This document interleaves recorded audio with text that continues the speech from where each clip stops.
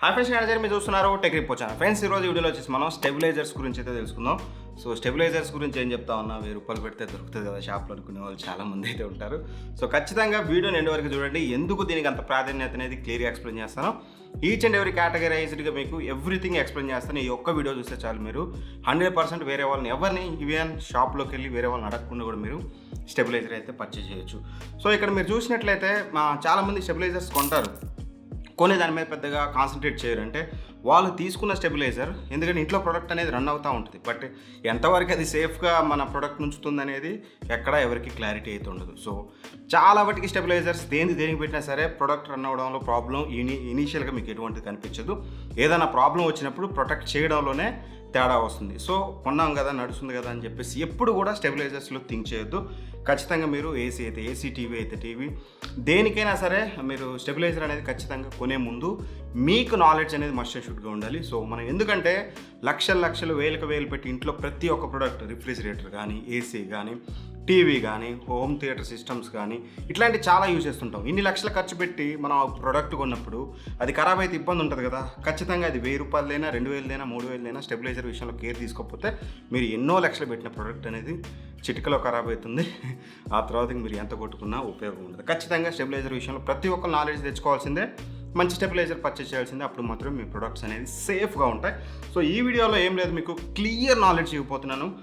Not about buying guide in the sense buying guide అని పేరు పెట్టింది ఎందుకంటే అసలు స్టెబిలైజర్ అంటే ఏంటి, ఇది ఎలా పనిచేస్తుంది, అండ్ అలానే మీకు ఇది ఏవైతే స్టెబిలైజర్స్ ఉంటాయి ఇవన్నీ మనకి ఏసీస్ ఇవన్నీ చూస్తే మనకి 1.5 టన్ అని, లేకపోతే 5 స్టార్ అని, లేకపోతే కూలింగ్ కెపాసిటీ చూసి పర్చేస్ చేస్తాం. మరి స్టెబిలైజర్ కొనేటప్పుడు ఏం చూసి పర్చేస్ చేయాలి, సో అట్లాంటివి కానీ. అండ్ అలానే మీకు కొంతమందికి చాలామందికి డౌట్స్ ఉంటాయి, లైక్ నేను టీవీకి రిఫ్రిజిరేటర్ కొన్నాను, ఫ్రిడ్జ్ కొనుక్కోవచ్చా, ఫ్రిడ్జ్ కొన్నాను, టీవీ కొనుక్కోవచ్చా, ఏసీకి నాన్ ఇన్వర్టర్ కొన్నాను, ఇన్వర్టర్ కొనుక్కోవచ్చా, ఇట్లాంటి సందేహాలు ఉంటాయి. అట్లాంటి చాలా క్వశ్చన్స్కి నేనైతే మీకు ఆన్సర్ చేస్తాను. సో ఓవరాల్గా వీడియోని ఎండ్ వరకు అయితే చూడండి. అండ్ కొనే ముందు ఏమేమి చూడాలి, అండ్ కొనేటప్పుడు మీరు తీసుకోవాల్సిన జాగ్రత్తలు ఏంటి, ఎవ్రీథింగ్ ఎక్స్ప్లెయిన్ చేసి వీడియో ఎండ్లో మీకు బెస్ట్ ఏవైతే ఉన్నాయో స్టెబిలైజర్స్ వీటి గురించి అయితే చెప్తాను. సో ఇక ఆలస్యం చేయకుండా ముందుగా మనం ఫస్ట్ ఆఫ్ ఆల్ అసలు వాట్ ఈ స్టెబిలైజర్. స్టెబిలైజర్ అంటే ఏం లేదు, ఇంట్లో మనం చూసినట్లయితే మన ఇంటికి పవర్ వస్తుంది కదా, మెయిన్కి వచ్చే పవర్ అనేది 230 volts అయితే ఉంటుంది. సో మన ఏ ప్రోడక్ట్ అయినా సరే 230 volts డైరెక్ట్గా ఏసీ పవర్ అనేది వెళ్తూ ఉంటుంది అనమాట. సో 230 వస్తే ఇక్కడ ప్రాబ్లం లేదు. ఎస్పెషల్గా ఇండియాలో మనం చూసుకున్నట్లయితే 230 volts పర్ఫెక్ట్గా ఎప్పుడన్నా వస్తుందంటే రైట్ నో నేను ఇంట్లో టెస్ట్ చేసినా సరే, స్టూడియోలో టెస్ట్ చేసినా సరే 220, 222 అట్లా కనిపిస్తూ ఉంటుంది. సరే 220, 222 పెద్ద ప్రాబ్లం లేదు. బట్ ఎక్కడైతే పవర్ ఫ్లక్చువేషన్స్ ఉంటాయో, పవర్ ఫ్లక్చువేషన్స్ లేని ప్లేస్ అయితే ఉండదు. బట్ కొన్ని చోట్ల తక్కువ ఉంటుంది, కొన్ని చోట్ల ఎక్కువ ఉంటుంది. ఒక చోట ఒకవేళ మెట్రో సిటీలో మీరు ఉన్నారంటే మాత్రం పెద్ద మేజర్ ప్రాబ్లం కాకపోవచ్చు, కానీ స్టిల్ ఇండియాలో చాలా వరకు పవర్ ఫ్లక్చువేషన్ ప్రాబ్లమ్స్ అయితే ఉన్నాయి. ట్రాన్స్ఫార్మర్లు పేలిపోవడం, దానివల్ల డైరెక్ట్ పవర్ వచ్చి ఇంట్లో ఈ ప్రొడక్ట్స్ అనేది ఖరాబ్ అవ్వడం, ఇట్లాంటివి చాలా అయితే ఉన్నాయి. సో ఎప్పుడైతే మనకి 230 volts ఉండాల్సింది, 230 volts అనేది మనకి ప్రోడక్ట్కి ఇన్పుట్ లాగా రావాలి.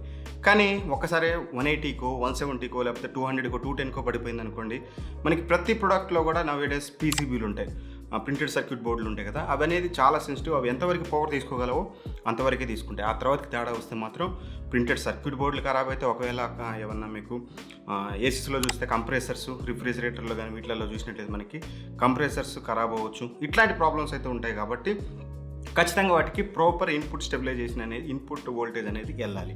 సో మరి ఇక్కడ తక్కువ వచ్చిందనుకోండి, ఒకవేళ మంచిగా వెళ్ళాలి. తక్కువ వచ్చిన ప్రాబ్లమే మనకి 230 రావాల్సింది 270, 240, 250 వచ్చినా సరే ప్రాబ్లమే ప్రోడక్ట్కి. సో స్టేబుల్గా వెళ్ళాలి. కాబట్టి వోల్టేజ్ని స్టేబుల్ చేయడం అంటే ఎప్పుడు 230 వెళ్ళేటట్టు చూడడమే వీటి పని, స్టెబిలైజర్స్. అంతకుమించి ఇక్కడ పెద్ద ఇదేముండదు. మీకు ఎంతైతే అవుట్పుట్ దీనికి సెట్ చేస్తారో ఆ అవుట్పుట్ వోల్టేజ్ మాత్రమే పంపుతుంది ఈ స్టెబిలైజర్ అనేది. మీ ప్రోడక్ట్కి ఎంతైతే ఇన్పుట్ వెళ్ళాలో అంత ఇన్పుట్ మాత్రమే ఈ స్టెబిలైజర్స్ పంపిస్తూ ఉంటాయి. మరి అన్నిటికీ ఒకటే స్టెబిలైజర్ ఉండొచ్చు కదా అంటే ఇక్కడ సింపుల్ లాజిక్ ఏంటంటే ఒక్కొక్క దానికి ఒక్కొక్క ఇన్పుట్ వోల్టేజ్ డిఫరెన్స్ ఉంటుంది. కాబట్టి దాన్ని బట్టి స్టెబిలైజర్స్ అనేవి ఉంటాయి. అవన్నీ ఫర్దర్గా ఎక్స్ప్లెయిన్ చేస్తాను మీకు. స్టెబిలైజర్ అంటే సింపుల్గా చెప్పాలంటే స్టెబిలైజ్ చేస్తుంది, పేరులోనే ఉంది.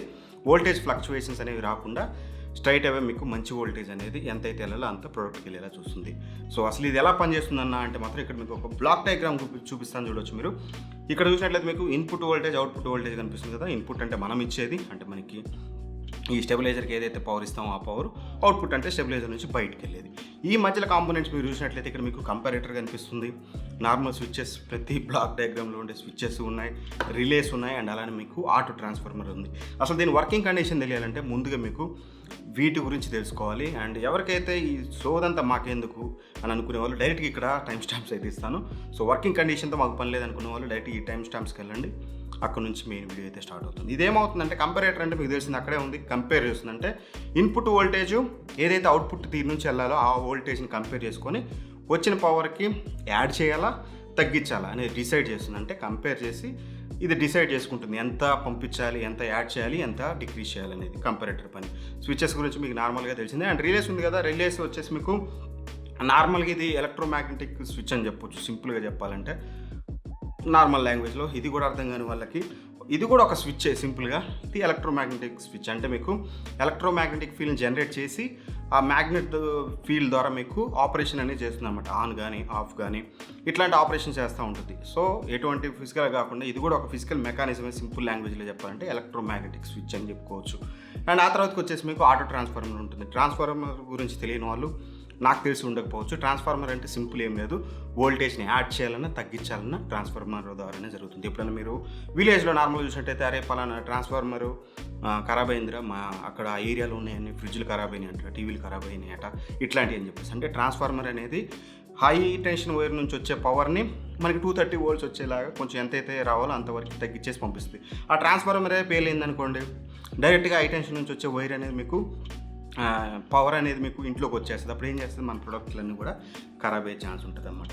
సో ఇవి మీకు బేసిక్గా మీరు తెలుసుకోవాల్సింది. ఇక్కడ ఏం జరుగుతుందంటే ఇన్పుట్ వోల్టేజ్ మీరు సో అండ్ సో వోల్టేజ్ ఇచ్చారు, ఒకవేళ 220 ఇచ్చారనుకోండి, కంపారేటర్ ఏం చేస్తుంది అంటే 230 అవుట్పుట్ వెళ్ళాలి. అప్పుడు ఏం చేస్తుంది, ఇది కంపేర్ చేసి సో ఒక 10 volts అనేది యాడ్ చేయాలనేది డిసైడ్ అయ్యి స్విచెస్ ద్వారా రిలేస్కి వెళ్తుంది. రిలేస్ అంటే ఏంది మీకు చెప్పాను కదా, ఎలక్ట్రోమాగ్నెటిక్ స్విచ్ అని చెప్పేసి ట్యాప్ చేస్తూ ఉంటుంది అనమాట. ఏదైతే ట్రాన్స్ఫార్మర్ ఉంటుందో నెంబర్ ఆఫ్ రిలేస్ అయితే మనకి ఇందులో చూడాలనుకుంటే ఫస్ట్ వచ్చిన ఈ క్షణం వచ్చిన పవర్కి ఒకవేళ 10 volts యాడ్ చేయాలి. అది రిలే అనేది ఆన్ అయ్యి మీకు ఒక ఎలక్ట్రోమాగ్నెటిక్ రిలే అనేది ఒకటి ఆన్ అయ్యి మీకు ట్రాన్స్ఫార్మర్కి చెప్తుంది. ట్రాన్స్ఫార్మర్ నుంచి మీకు 10 volts యాడ్ అయ్యి మీకు అవుట్పుట్ అనేది 230 వస్తుంది. రైట్ నెక్స్ట్ ఇమీడియట్గా ఫ్లక్చువేషన్ చేంజెస్ మరో సెకండ్లోనే ఏదో జరగవచ్చు కదా, అప్పుడు ఇంకో రిలో 1 by 1 రిలేస్ అనేది ఆన్ అండ్ ఆఫ్ అవ్వకుంటూ ఇట్లా మీకు స్టేబుల్ అవుట్పుట్ ఇస్తుంది. ఇదంతా సోది మాకు ఎందుకు అనుకునే వాళ్ళు ఉన్నారు, బట్ కొంచెం సబ్జెక్ట్ నేర్చుకోవాలనుకునే వాళ్ళకి ఉపయోగపడుతుంది. ఇది ఓవరాల్గా వర్కింగ్ కండిషన్ వచ్చేసి. దీన్నే మనం 2 కండిషన్స్ అంటాం, 2 ఆపరేషన్స్, బూస్ట్ ఆపరేషన్, బక్ ఆపరేషన్. అంటే ఒకవేళ తక్కువ వోల్టేజ్ వచ్చిందనుకోండి, బూస్ట్ అంటే వోల్టేజ్ని యాడ్ చేస్తుంది. ఒకవేళ ఎక్కువ వోల్టేజ్ వచ్చిందనుకోండి, వోల్టేజ్ని కట్ ఆఫ్ చేస్తుంది. ఏదైనా సరే కంపరేటర్ అనేది డిసైడ్ చేస్తుంది. రిలే స్విచెస్ ద్వారా ఇన్ఫర్మేషన్ ట్రాన్స్ఫార్మర్ అనేది అవుట్పుట్ అనేది మీకు తీసుకొస్తుంది. That's it. ఈ సోది పక్కన పెడితే ఇక నెక్స్ట్ థింగ్ మనం మాట్లాడుకోవాల్సింది, జనరల్గా చాలామందికి కొన్ని సందేహాలు ఉంటాయి. సో చాలామందికి ఉండొచ్చు, అవి మీకు కూడా ఉండొచ్చు. ఖచ్చితంగా ఆ సందేహాలకి కొన్ని ఆన్సర్స్ అయితే ఇక్కడ నేను ప్రొవైడ్ చేస్తాను. ఫస్ట్ డౌట్ వచ్చేది ఏంటంటే, అసలు స్టెబిలైజర్ ఫ్రీ ప్రొడక్ట్స్ వస్తుంటాయి అన్న, మా ఇంట్లో మా ఫ్రిడ్జ్కి స్టెబిలైజర్ ఫ్రీ అని రాస్తుంది, అండ్ అలానే మా ఏసీకి స్టెబిలైజర్ ఫ్రీ అని రాస్తుంది. సో మాకు స్టెబిలైజర్ అవసరం లేదా, మా ఇంట్లో వాటికి డైరెక్ట్గా మేము వాడుకోవచ్చా అని చెప్పేసి నన్ను అడిగినట్లయితే, ఇప్పుడు వచ్చే అన్ని అప్లయన్సెస్లో మేజర్ అప్లయన్సెస్ మోడర్న్ ఏవైతే ఉంటాయో వాటన్నిటికీ స్టెబిలైజర్ ఫ్రీ అని రాశారు. దాని అర్థం వచ్చేసి ఫుల్ఫిల్గా మీకు ఏదైతే స్టెబిలైజర్స్ ఇవి ఉన్నాయో వీటిలాగా పర్ఫామ్ చేస్తుందా అంటే మాత్రం అక్కడ ఉన్న స్టెబిలైజర్ గురించి మీకు చెప్తాను. వాళ్ళు ఏమని చెప్తారు, స్టెబిలైజర్ ఫ్రీ అని పెడతారు కదా, పక్కన ఒక చిన్న స్టార్ పెడతారు. ఎప్పుడైనా అబ్జర్వ్ చేశారా?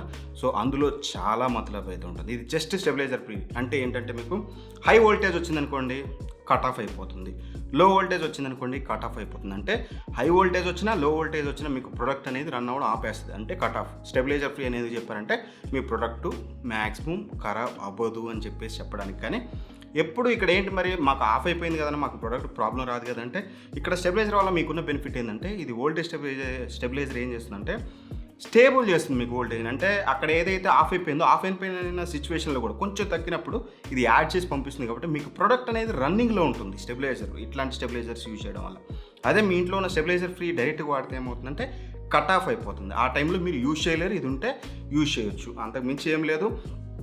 ఇంకోటి చెప్పాలంటే 1 extra లేయర్ ఆఫ్ ప్రొటెక్షన్ అని కూడా చెప్పుకోవచ్చు. దీన్ని దాటుకొని దానికి వెళ్ళి అప్పుడు ఏదైనా అయితే మన ప్రొడక్ట్ కానీ. సో అది అంత ఆథరైజ్డ్ అయితే కాదు, అది ఎక్స్ట్రా లేయర్ ఆఫ్ ప్రొటెక్షన్ అనేది చెప్పుకోవచ్చు. ఖచ్చితంగా ఎక్స్ట్రా లేయర్ ఆఫ్ ప్రొటెక్షనే, బట్ సింపుల్ టర్మ్స్లో చెప్పాలంటే స్టెబిలైజర్ ఫ్రీ అనేది అది. ఇంకోటి మీరు థింగ్ అబ్జర్వ్ చేసినట్లయితే, చాలా కంపెనీస్ ఉన్నాయి. ఏ కంపెనీ అయినా సరే ఏసీస్ కానీ ఫ్రిడ్జెస్ కానీ మీరు అబ్జర్వ్ చేసినట్లయితే అక్కడ ఒక మెయిన్ రూల్ ఉంటుంది. ఏంటంటే అది దేనికైనా వారంటీ ఉంటుంది, కానీ వోల్టేజ్ ఫ్లక్చువేషన్స్ వల్ల ప్రొడక్ట్ ఖరాబ్ అయితే మాత్రం వారంటీ ఇవ్వం.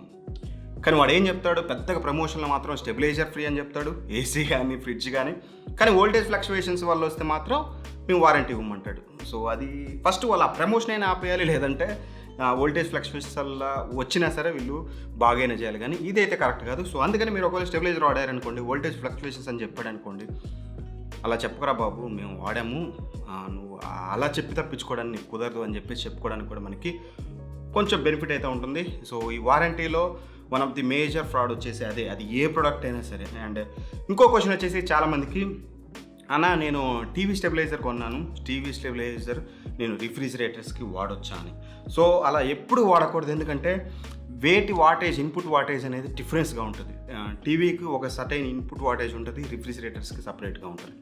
సో దాన్ని బట్టే ఇంజనీర్స్ అనేవి వీటిని డిజైన్ చేస్తారు. ఇప్పుడు ఇది మనకి టీవీకి ఉన్న, ఇది రిఫ్రిజిరేటర్స్కి ఉన్న, సో దాన్ని బట్టి డిజైన్ చేస్తారు. కాబట్టి దానికి మాత్రమే వాడాలి, ఎట్టి పరిస్థితుల్లో ఇది వాడదు. సింపుల్గా చెప్పాలంటే మీకు ఇక్కడ మీరు చూడొచ్చు, లో వోల్టేజ్ కట్ ఆఫ్ అనేది మీకు ఏదైతే రిఫ్రిజిరేటర్స్లో ఉంటుందో అందులో ఉంటుంది, but high voltage cut off అనేది ఉండదు.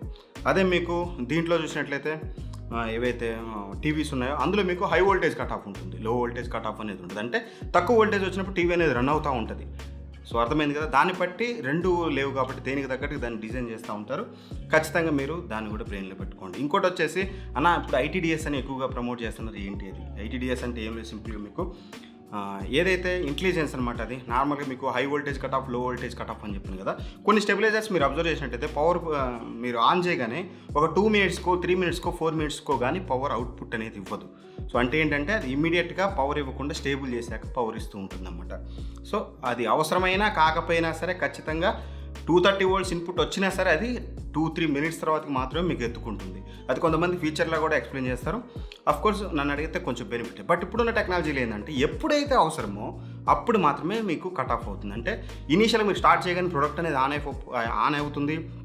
ఎప్పుడైనా లో వోల్టేజ్ కానీ హై వోల్టేజ్ కానీ వచ్చినప్పుడు అప్పుడు మాత్రమే మీకు కట్ ఆఫ్ అయితే అవుతుంది, కానీ అదర్వైజ్ మీకు కట్ ఆఫ్ అవ్వదు. అది కూడా మీరు గుర్తుంచుకోండి. ఐటీడీఎస్ ఫీచర్ ఉందంటే మాత్రం అది ఒక మంచి విషయం అని చెప్పుకోవాలి, టైం డిలే సిస్టమ్ అనేది. అండ్ ఇంకోటి వచ్చేసి అసలు వీటన్నిటికి సపరేట్గా ఉంటాయన్నా అని చెప్పేసి డౌట్ ఉంటుంది. ఇంత చెప్పాక మీకు క్లారిటీ వచ్చి ఉంటుంది. మళ్ళీ చెప్తున్నాను, దానికి సపరేట్గా స్టెబిలైజర్స్ ఉంటాయి. మీకు ఎయిర్ కండిషనర్స్కి ఉంటాయి, టీవీస్కి ఉంటాయి. మన టీవీస్లో ఎల్సీడీ టీవీకి ఎల్ఈడీ టీవీకి కూడా డిఫరెన్సెస్ కొన్నిట్లో చూడడానికి అయితే ఉంటుంది. బట్ ఇప్పుడు అన్నిట్లో కూడా ఆటోమేటిక్ సిస్టమ్ అయితే వచ్చింది. డిజిటలైజ్ అని చెప్పేసి ఒక వర్డ్ పెట్టారు దానికి, డిజిటైజో అని చెప్పేసి. అంటే ఏంటంటే మనం ఏదైతే ప్రోడక్ట్ దానికి మ్యూజిక్ సిస్టమ్ పెట్టామా లేకపోతే టీవీ పెట్టామా అది ఆటోమేటిక్గా డిటెక్ట్ చేసుకొని అవుట్పుట్ వోల్టేజ్, అది తీసుకునే ఇన్పుట్ వోల్టేజ్ దాన్ని బట్టి అయితే ఆటోమేటిక్ సెట్ అయిపోతున్నాయి. రిఫ్రిజిరేటర్స్కి, సిఆర్టీ టీవీస్కి సపరేట్గా, వాషింగ్ మిషన్స్కి, ఓవెన్స్కి వీటికి సపరేట్గా అయితే వచ్చాయి. ఖచ్చితంగా దానికి మాత్రమే తీసుకోండి. అండ్ ఇక అంతా అయిపోయినాక మెయిన్గా అసలు ఎలా చూసుకోవాలి? మేము ఏసీ అయితే ఇందాక నువ్వు చెప్పినట్టుగా 1.5 టన్ అనో లేకపోతే 5 స్టార్ అనో లేకపోతే కూలింగ్ కెపాసిటీ చూస్తూ పర్చేస్ చేస్తాం. మరి ఇది పర్చేస్ చేసేటప్పుడు ఎలా అన్నా ఏం చూసి పర్చేస్ చేయాలి? దీన్ని ఎలా కొలుస్తారంటే మాత్రం దీని కెపాసిటీ అనేది వోల్టేజ్ యాంపియర్ లాగా కొలుస్తారంటే వోల్టేజ్ యాంపియర్ అంటే సింపుల్గా వోల్టేజ్ యాంపియర్ అనేది మనం చూస్తే మన దగ్గర ప్రొడక్ట్లలో వోల్టేజ్ యాంపియర్ అనేది ఉండదు. ఎక్కడన్నా ఉంటే మీకు మోస్ట్లీ యాంపియర్ వాటేజ్ అయితే ఉంటుంది. సో ఆ వాటేజ్ మీరు ఏ ప్రోడక్ట్ తీసుకున్నా, ఫర్ సపోజ్ ఇప్పుడు ఇక్కడ ఉన్న ఏసీకి మీద స్టార్ రేటింగ్ లేబుల్ ఉంది కదా, దాని మీద మీరు చూసినట్లయితే ఇన్పుట్ వాటేజ్ అని చెప్పేసి అక్కడ మీకు వాట్స్లో ఉంటుందన్నమాట. సో ఇన్పుట్ వోల్టేజ్ అని చెప్పేసి అది మీకు మెయిన్ ఇంపార్టెంట్ థింగ్. సో దాన్ని బట్టే మీకు ఏ స్టెబిలైజర్ సెట్ అవుతుంది. ఈవెన్ దో స్టెబిలైజర్స్ ఏసీకి సపరేట్గా ఉన్నా సరే, ఏసీకి సపరేట్గా ఉన్న వాటిలో కూడా డిఫరెంట్ టైప్స్ ఆఫ్ కేటగిరీస్ ఉన్నాయి. సో అదైతే చూసుకోండి, మీ ఇన్పుట్ వాటేజ్కి తగ్గట్టుగా తీసుకోవాలి. అది ఎలా అంటే ఇప్పుడు ఫర్ సపోజ్ ఇది చూడండి, మీకు ఇలా ఉందనుకోండి, స్టార్ రేటింగ్ మీద 1000 ఉందనుకున్నాం, 1000 వాటేజ్ ఇన్పుట్ వాటేజ్ అనుకుందాం. అప్పుడు ఏం చేయాలంటే వోల్టేజ్ యాంపియర్ అది వాటేజ్ డిఫరెన్స్ ఉంటుందా అన్న, రెండు సేమ్ అంటే మాత్రం సేమ్. ఒక what equal to 1 voltage ampere అనుకోండి. అలా అనుకున్నప్పుడు సో మీకు 1000కి 1000 వాటేజ్ కావాలి. కానీ ఇక్కడ మనం ఏం చేయాలంటే 20% ఎక్స్ట్రా వేసుకోవాలంటే ఒకవేళ మీకు 1000 వాట్స్కి ఒక స్టెబిలైజర్ కావాలనుకుంటే మాత్రం అది 1200 వాట్ పర్ యాంపియర్ అయితే ఉండాలి ఖచ్చితంగా. ఎందుకంటే 20% అనేది ఉండాలి. ఏ ప్రోడక్ట్ అయినా సరే మీకు రన్నింగ్లో ఉన్న ఏదైతే తీసుకునే పవర్తో కంపేర్ చేస్తే స్టార్ట్ చేయగానే మీకు అది ఎత్తుకోవడం కోసం కొంచెం ఎక్కువ పవర్ తీసుకుంటుంది. దానికోసం ఖచ్చితంగా మీరు 20% యాడ్ చేసుకోవాల్సిందే. యాడ్ చేసుకుంటే ఖచ్చితంగా మీకు ఒక 1000 వాటేజ్కి మీకు 200 వోల్ట్ యాంపియర్ ఉన్న స్టెబిలైజర్ ఏదైనా సరే మీరు తీసుకోవచ్చు. సింపుల్గా అంతకు మించి ఏముండదు. మీరు ఏ స్టెబిలైజర్ అమెజాన్ కానీ ఫ్లిప్కార్ట్ కానీ మీకు బయట షాప్లోకి వెళ్ళి వచ్చినా సరే అక్కడ ఉంటుంది మీకు ఎన్ని వోల్ట్ యాంపియర్స్ అని చెప్పేసి దాని పవర్ అనేది, దాని కెపాసిటీ, దాన్ని బట్టి మీ ఇన్పుట్ వోల్టేజ్ని బట్టి చెక్ చేసుకోండి అంతే. అండ్ నేను ఏదైతే ఈ ఎక్స్ట్రా 20% యాడ్ చేసుకోవాలని చెప్పానో ఇది మీకు హోమ్ పర్పస్కి మాత్రమే. అదే ఇండస్ట్రీస్ విషయానికి వెళ్తే మాత్రం అక్కడ మీకు ఎక్కువ కావచ్చు. ఒక్కొక్కసారి స్టార్ట్ చేసినప్పుడు హెవీ మిషనరీ ఉన్నప్పుడు డబుల్ అవ్వచ్చు. సో మీరు ఎట్టి పరిస్థితుల్లో ఇండస్ట్రియల్ ఏరియాలకి అయితే వీటికి తీసుకోమాకండి. ఇండస్ట్రీస్కి అయితే ఓన్లీ హోమ్ పర్పస్, అది ఏ ప్రోడక్ట్ అయినా సరే మీరు ఇన్పుట్ వాటేజ్కి 20% యాడ్ చేసుకోండి అంతే. ఇంకా చూస్ చేసుకోవడం ఇక్కడ క్లియర్ మీకు క్లారిటీ వచ్చింది. మీ అంతటా మీరు మీకు కావాల్సిన ఎంత వాటేజ్, దానికి ఎంత వోల్ట్ యాంపియర్ ఉన్న స్టెబిలైజర్ తీసుకోవాలి మీకు క్లారిటీ వచ్చేసింది అంతే కదా. సో అండ్ ఇక కొన్ని ఫీచర్స్ మనం చూసుకోవాల్సింది మెయిన్ థింగ్ వచ్చేసి రేంజ్, వర్కింగ్ రేంజ్. అస్సలు కథ ఇక్కడ ఉంది వర్కింగ్ రేంజ్. మీరు చూసినట్లయితే ఏసీకి స్టెబిలైజర్ అని చెప్పేసి ఒక మోడల్ ఉండొచ్చు కదా. సో అండ్ సో మీకు వీగార్డ్ బ్రాండ్లోనే ఉంది. ఒకే మోడల్ ఉండొచ్చు, కానీ 2-3 మోడల్స్ ఉన్నాయి. చూస్తే ప్రైస్ వేరియేషన్ ఉంది. ఏందన్న కథ అంటే మాత్రం ఇందాక నేను చెప్పిన ITDS అనే ఫీచర్ కానీ, లేకపోతే ఏదైతే కెపాసిటీ ఉందో వోల్ట్ యాంపియర్ అనేది కొంచెం ఎక్కువ ఉండడం కానీ, అండ్ మెయిన్ థింగ్ వచ్చేసి వర్కింగ్ రేంజ్. వర్కింగ్ రేంజ్ అంటే ఏంటంటే బేసిక్గా మనకి 230 వోల్ట్స్ వస్తుంది. మరి వోల్టేజ్ అంటే ఏం చేస్తుందని చెప్పినాం. స్టెబిలైజర్ అంటే తక్కువ వోల్టేజ్ వస్తే యాడ్ చేస్తుంది, ఎక్కువ వోల్టేజ్ వస్తే కట్ ఆఫ్ చేసి స్టేబుల్గా పంపిస్తుందని. మరి అది ఒక్కసారి 10 వోల్ట్సే వచ్చిందనుకోండి, అప్పుడు ఏం చేస్తుంది? 220 అయితే యాడ్ చేయలేదు కదా, అంత స్టామినా దీనికైతే ఉండదు. ఈ ట్రాన్స్ఫార్మర్స్కి అంత కథ అయితే ఉండదు. సో వీటి వర్కింగ్ రేంజ్ అనేది ఇప్పుడు సింపుల్గా ఒక స్టెబిలైజర్ చూపిస్తాను మీకు. దానికి ఏముంటుంది, 210 నుంచి 290 వరకు ఉంటుంది. కొన్ని చూస్తే 170 నుంచి 290 వరకు ఉంటుంది. కొన్ని వచ్చేసి 200 నుంచి కేవలం 240 వరకు అని ఉంటుంది. ఇప్పుడు మీరు ఏది చూస్ చేసుకుంటారు అంటే ఇక్కడ ఏంటంటే మినిమం ఏదైతే ఉందో స్టార్టింగ్ రేంజ్ అనేది ఎంత తక్కువ ఉంటే అంత మంచిది. అంటే 170 లేకపోతే 150 140 ఇలా ఉందనుకోండి, ఎంత తగ్గితే అంత మంచిది. ఎందుకంటే అంత తక్కువ వోల్టేజ్ వచ్చినా సరే యాడ్ చేసి మీకు స్టేబుల్ వోల్టేజ్ అనేది ఇస్తుంది. ఒకవేళ 180కి కట్ ఆఫ్ అయిపోయింది, ఒకవేళ 170 వోల్టేజ్ వచ్చినప్పుడు స్టెబిలైజర్ కూడా ఏమీ చేయలేదు, చేతులు ఎత్తేస్తుంది. ఆ తర్వాతకి మీ product Govinda. So working range అనేది ఎక్కువ ఉన్నప్పుడు ఆబ్వియస్లీ మీకు బెటర్ అయితే ఉంటుంది. వర్కింగ్ రేంజ్ అనేది హైయెస్ట్ వచ్చేసి మీకు మరీ 230 పైన ఎంత ఎక్కువ ఉంటే అంత మంచిది. స్టార్టింగ్ వచ్చేసి 230 లోపల ఎంత ఉంటే అంత మంచిది. అంటే మీకు 170 నుంచి 290 ఉన్నది ఒకటి ఉంది, ఇంకోటి 200 నుంచి 250 ఉన్నది ఒకటి ఉంది. అప్పుడు ఏంటంటే 170 నుంచి 290 ఏదైతే ఉందో ఎక్కువ రేంజ్ కాబట్టి, ఎక్కువ వచ్చిన కట్ ఆఫ్ చేస్తుంది, తక్కువ వచ్చిన ఎక్కువ యాడ్ చేస్తుంది కాబట్టి అది బెస్ట్. ఈ రేంజ్ అనేది మస్ట్ అండ్ షుడ్గా మీరు స్టెబిలైజర్ కొనేటప్పుడు చూడండి. మీకు ప్రైస్ డిఫరెన్సో లేకపోతే సేమ్ ఫీచర్స్ ఉండి ప్రైస్ ఎందుకు డిఫరెన్స్ ఉందంటే మాత్రం ఈ వర్కింగ్ రేంజ్ వల్లే మీకు మోస్ట్లీ ఉంటుంది. అండ్ ఆ ITDS ఫీచర్ ఉంటుంది కదా, ఆటోమేటిక్ కట్ ఆఫ్ది, time delay cut off. So అదొకటి. అండ్ ఇంకోటి వచ్చేసి మౌంటింగ్, వాల్ మౌంటింగ్ అనేది వెరీ ఇంపార్టెంట్ స్టెబిలైజర్స్కి. కింద పెట్టకూడదు స్టెబిలైజర్స్ అనేవి, కొంచెం షార్ట్ సర్క్యూట్ అవ్వవు మోస్ట్లీ. ఇన్ కేస్ అయితే మాత్రం కొంచెం ప్రాబ్లమేటిక్ అయితే ఉంటుంది, చాలా ప్రాబ్లం అయ్యే ఛాన్స్ ఉంది కాబట్టి. అండ్ వీలైనంత వరకు పిల్లల చేతులకు అందనంత వరకు పైన పెట్టుకోవాలంటే ఖచ్చితంగా మనకి వాల్ మౌంట్ ఉండాలి. అండ్ కింద పెడితే ఎప్పుడన్నా వాటర్ డ్యామేజ్ ఏమైనా పడినా సరే మనకి చాలా ఈజీగా షార్ట్ సర్క్యూట్ అయ్యే ఛాన్స్ ఉంటుంది.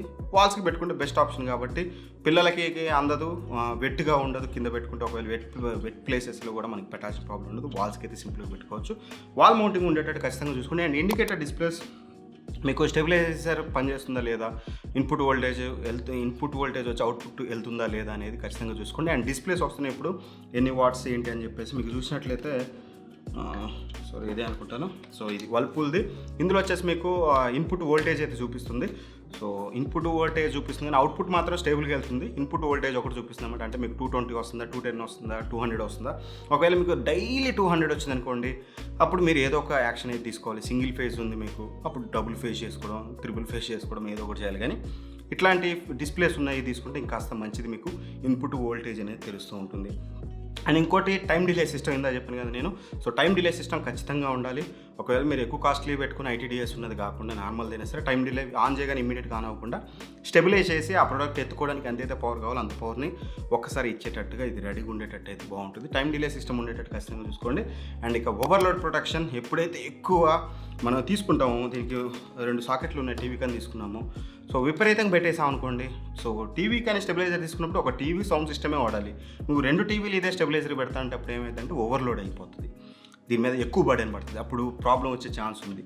సో మొత్తం బైపాస్ అయ్యి అసలు ప్రాబ్లం వచ్చే ఛాన్స్ ఉంటుంది. అట్లాంటప్పుడు ఓవర్లోడ్ ప్రొటెక్షన్ అనేది ఖచ్చితంగా వీటికి ఉండాలి, అది కూడా ఉండేటట్టే తెలుసుకోండి. ఎటువంటి ప్రాబ్లం రాకపోయినా, లేకపోతే ఏమన్నా ఎక్కువ హీట్ ఎక్కినా సరే ప్రాబ్లం రాకుండా ఉండడానికి ఓవర్లోడ్ ప్రొటెక్షన్ ఉండాలి. సో ఇవన్నీ కలిపి కొన్ని మంచి ఫీచర్స్ అన్నీ సెలెక్ట్ చేసి నేను డిస్క్రిప్షన్లో లింక్స్ అయితే ప్రొవైడ్ చేస్తాను. సో టీవీస్ కావాల్సిన, ఏసీస్ కావాల్సిన, రిఫ్రిజిరేటర్స్ కావాల్సిన అన్ని స్టెబిలైజర్స్ లిస్ట్ అయితే చేస్తాను. ఎందుకన్నా వీడియో చెప్పట్లేదంటే ఈ వీడియో అనేది లాంగ్ టర్మ్ కంటెంట్, చాలా అంటే చాలా రోజులు ఉండేది. ఒక ఎడ్యుకేషన్ లాంటిది ఈ వీడియో. నేనేమి ఒక టెక్ వీడియోలా కన్సిడర్ చేయట్లేదు, ఒక ఎడ్యుకేషనల్ వీడియో అనమాట. ఇది లాంగ్ రన్లో ఉంటుంది కాబట్టి ఈరోజు నేను ఒక స్టెబిలైజర్ చెప్తే రేపటి రోజున అది 1 month 2 months అది ఓల్డ్ అయిపోవచ్చు. కొత్త టెక్నాలజీ వచ్చినప్పుడు కూడా మీరు ఈ వీడియో చూసి మిస్లీడ్ అయ్యే ఛాన్స్ ఉంటుంది. కాబట్టి వీలైనంత వరకు అప్ టు డేట్ ఉంచుతాను. డిస్క్రిప్షన్లో లింక్స్ అనేది స్టెబిలైజర్ ఒకటి ఖచ్చితంగా వేరే ఉన్నా, లేకపోతే ఇదైతే ఉంటుంది. సో డిస్క్రిప్షన్లో ఉన్న లింక్స్ మాత్రమే ప్రిఫర్ చేయండి. అందుకని నేను ఇక్కడ చెప్పకపోవడానికి మెయిన్ రీజనే అది, మీరు అవుట్డేటెడ్ కాకుండా ఉండడం కోసం అది. సో ఈ వీడియో చూసాక క్లియర్గా ఒక్కటైతే మెన్షన్ చేయండి, మీ కామెంట్ అనేది చాలా అంటే చాలా చాలా ఇంపార్టెంట్ వీడియోస్లో. ఎందుకంటే బాగుందనుకోండి, మీరు బాగుందని చెప్తే కొంచెం ఉప్పొంగిపోతాం, కొంచెం ఇంకాస్త బెటర్ వర్క్ చేయాలనిపిస్తుంది. ఒకవేళ ఏదైనా నెగిటివ్ ఫీడ్బ్యాక్ అయినా సరే, మీరు ఇచ్చే కామెంట్ అనేది whether it is negative or positive ఏదైనా ప్రాబ్లం లేదు, ఇవ్వండి. ఒకవేళ నెగిటివ్ ఇచ్చినప్పుడు ఏమవుతుందంటే మళ్ళీ ఏమైనా ప్రాబ్లమ్స్ ఉంటే మీ ద్వారానే తెలుసుకోవాలి. కాబట్టి దాన్ని బట్టి నెక్స్ట్ టైం కొంచెం ఎక్స్ట్రా వర్కౌట్ చేసి, ఎక్స్ట్రా ప్రిపేర్ అయ్యి వీడియోస్ తీసుకురావడానికి అయితే ట్రై చేస్తాను. అండ్ ఈ వీడియో మీద ఖచ్చితంగా కామెంట్ అయితే చేయండి. వీడియో లెంత్ ఎక్కువైతే అయిపోయింది, నాకు గొంతు పని కూడా అయిపోయింది. ఎనీవే, వీడియో మీద ఒపీనియన్ వన్స్ అగైన్ చెప్తున్నాను, మర్చిపోకుండా షేర్ చేయండి. అండ్ వీలైతే ఫ్రెండ్స్, ఫ్యామిలీ మెంబర్స్ అందరికీ షేర్ చేయండి. ఎందుకంటే ఈచ్ అండ్ ఎవ్రీ హోమ్లో హోమ్ అప్లయన్సెస్ అనేవి ఉంటాయి, వాళ్ళకు కూడా దీని మీద నాలెడ్జ్ అనేది అవసరమే. ఖచ్చితంగా వీడియోని ఎండ్ వరకు చూడు బాబు అని కూడా కింద కామెంట్ పెట్టండి, కింద మెసేజ్ అయితే పెట్టండి. అప్పుడు మాత్రం మీకు పుణ్యం వస్తుంది. Anyway, thanks for watching. By by, జై హింద్.